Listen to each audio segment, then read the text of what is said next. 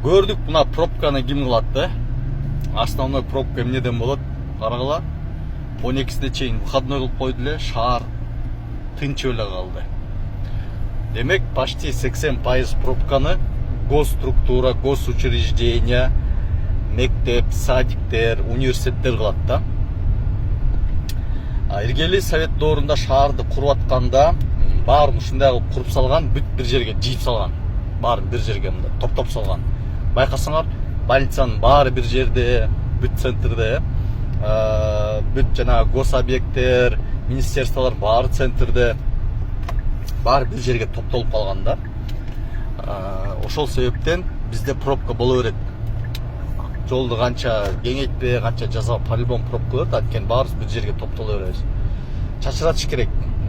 Самый главный ушу университеттерди, ар кайсы областтарга чачыратыш керек. Университеттерди, балким айылдарга, шаардын четиндеги айылдарга.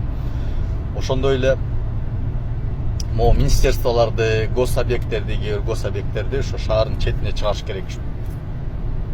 Башка шаарга Кант, Сант, Кара Балта деген шаардарга чыгаргыла. Албетте мектеп садикти чыгара албайсыз, алар кала берет ордунда. Просто ар бир райондун өзүнүн садигин, өзүнүн мектеби болуш керек да.